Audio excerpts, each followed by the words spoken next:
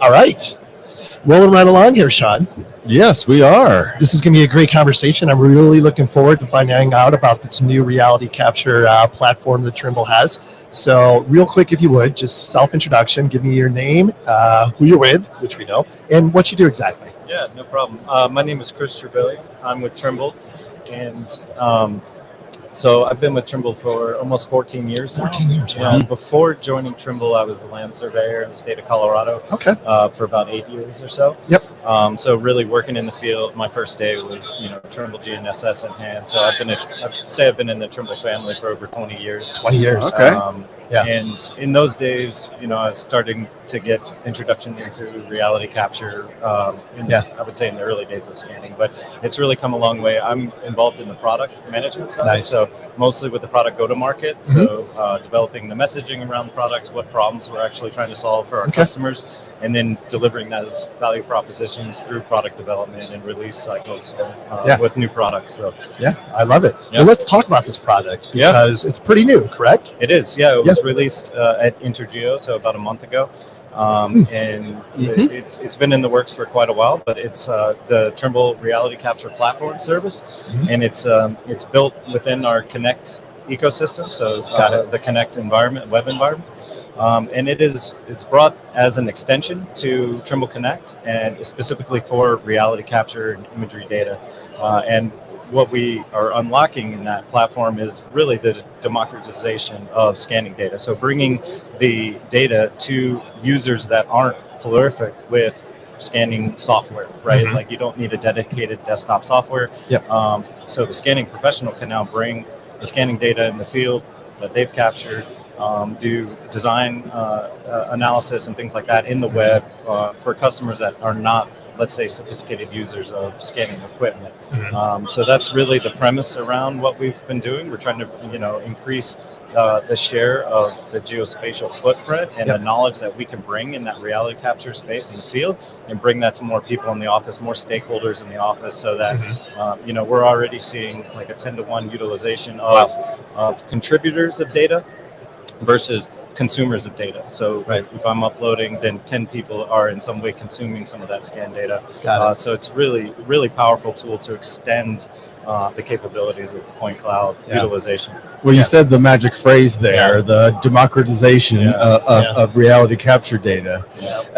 And I'm curious, that's a tenfold. What do you think it was before on who was viewing data, scan data versus how is that improved? How is that improved? Well, I think the biggest thing is just the access to the data is improved, right? I don't need to export my data in some sort of viewer. I don't need to do anything that's, sending data somewhere. It is just ready for consumption. It is processed. And the nice thing about the data that we have is every individual point is an actual three-dimensional point. And we worked really closely with Microsoft to develop this tool and to speed up the visualization and the rendering elements so that we're actually looking at the real point cloud data and not just some either dumbed down or some rendered model of the point cloud data. And what that means is you can actually do real work on the point cloud, in analysis on the point cloud in the cloud versus on a desktop machine. So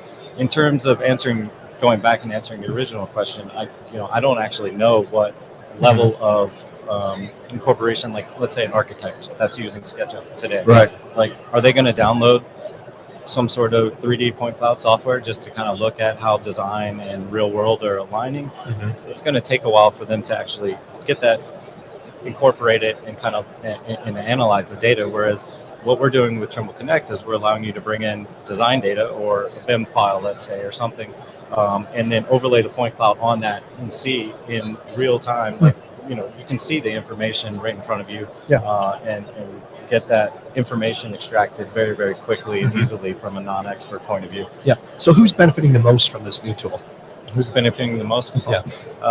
There's a lot of folks. So, first it's the data publishers.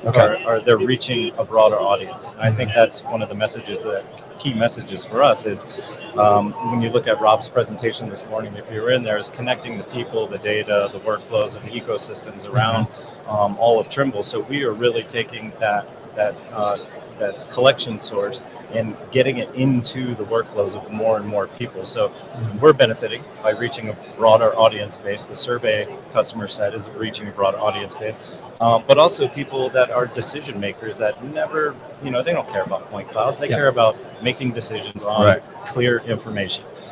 So if I can present to them something that shows either a clear conflict or something's in tolerance or whatever it is, they can move directly to decision making, whether that's paying the contractor, whether that's revising the work that's been done and reissuing a change order or something like that, and getting an RFP issued. So and it's a very complicated process. There's a lot of people collecting data in a lot of different ways, and I think one thing Trimble's really good at is trying to keep it simple.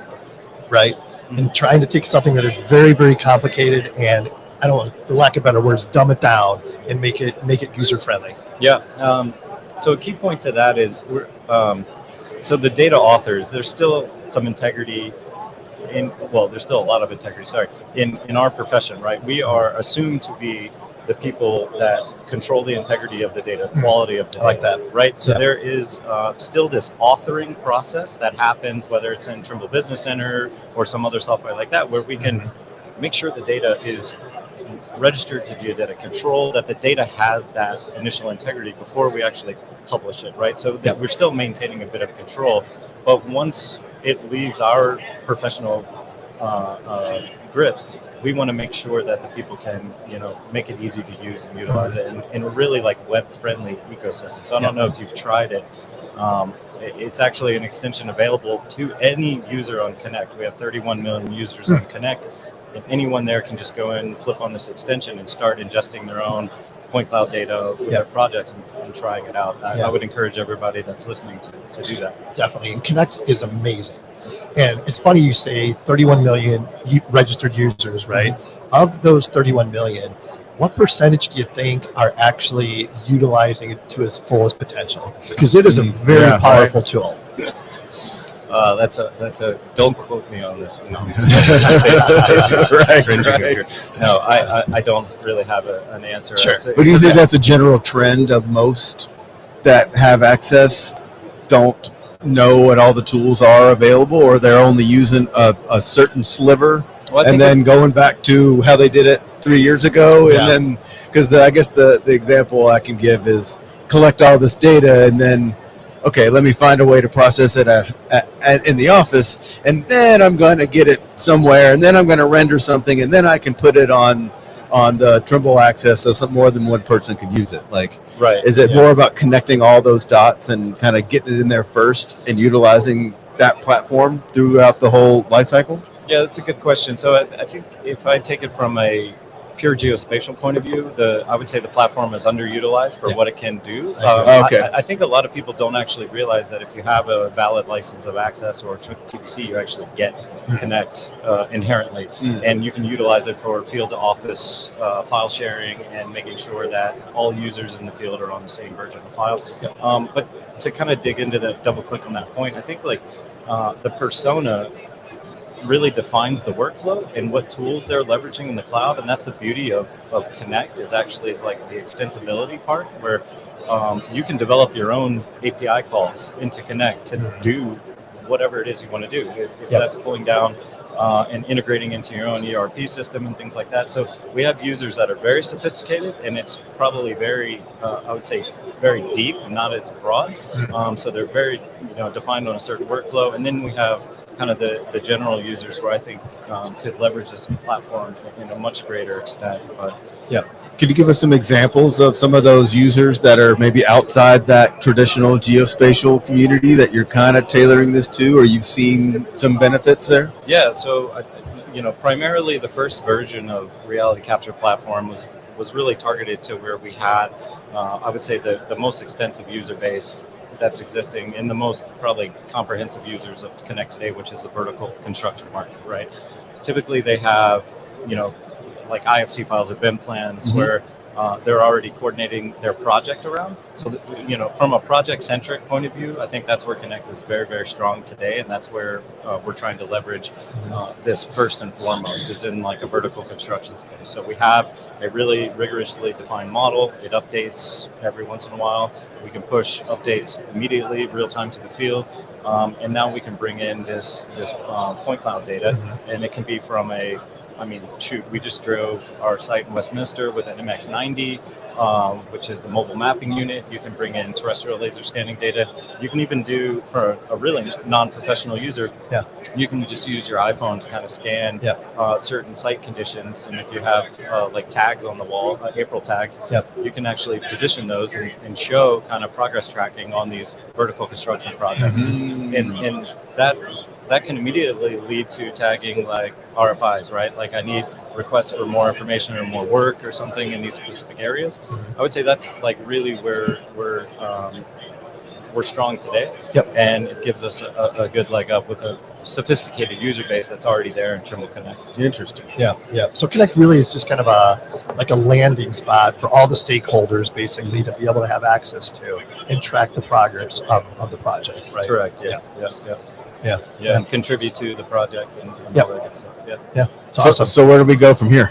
Where do we go from here? I know you spent all these years getting this thing rolled out, and then you're going to have amazing success because that's what you guys do. But what's in the lab now working on the next what's the next version? Are you going to continue to update this one, or is there another? Yeah, obviously I can't speak to specific. Of course, that are coming. Confidential. But what I can say is, yes, this is Connect is our platform. It's our collaboration platform.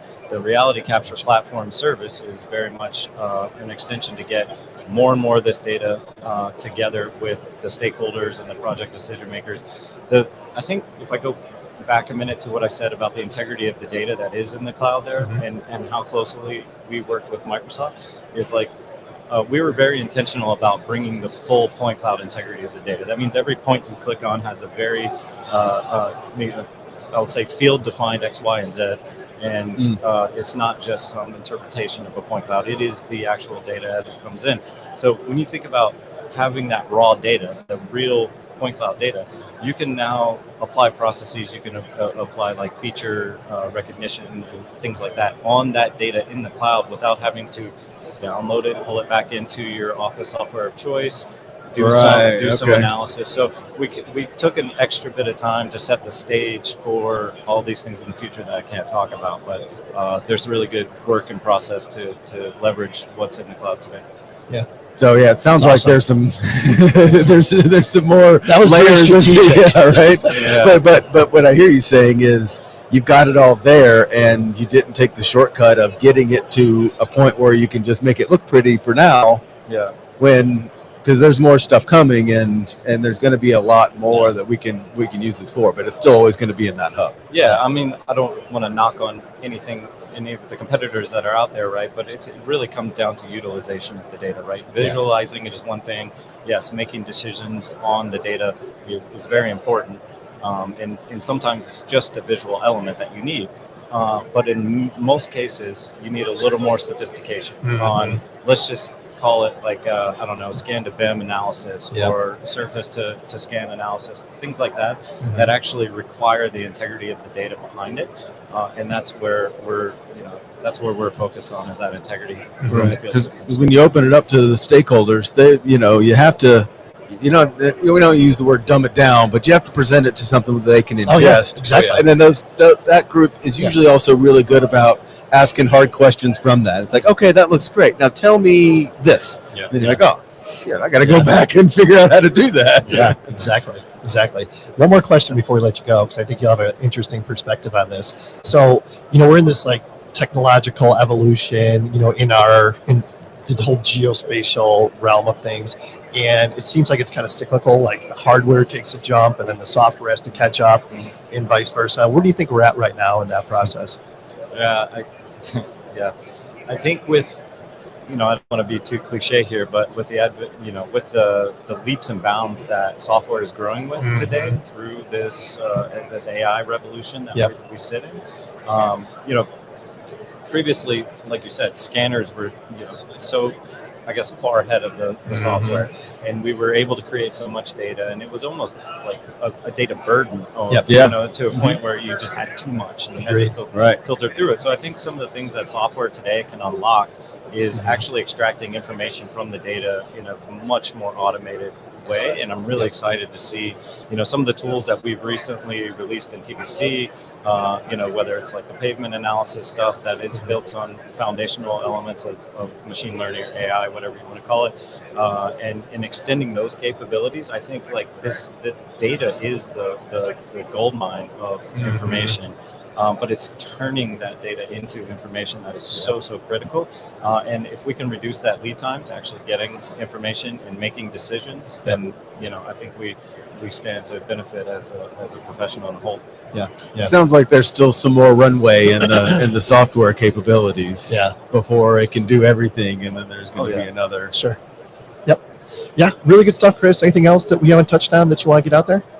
No, I think covered it. Welcome to Dimensions. It's really great to be here. It's really great to see so many people from around the different disciplines, like we talked about, and hearing their stories about how they're integrating reality capture platform. Yeah, it's exciting. It is really exciting. So definitely. Thanks so in Trimble Connect. Click the button for reality capture. Is that how you find it? Yeah, if you go into the settings menu in Trimble Connect on the left-hand menu bar, you can go into settings and there's an extensions tab, and you can just slide on the reality capture service and try it out for free. You get 10 gigabytes, I think, for free. Okay, that's awesome. And so you can, bring in some data, utilize it, see how it works for you, and then we have paid options by terabyte above that per month. So fantastic, cool, good stuff. Thanks, Chris. Yeah, thanks for coming by. Enjoy the rest of the show. Appreciate it. Yeah, you too. Thanks. Bye. Oh, which color hat would you like, Chris? That blue looks pretty fancy. I like it. Blue it is. Thank you. You bet. Yeah, thank you for your time. It was great. That work out like you guys had planned? Yeah, it was perfect. Awesome. Good.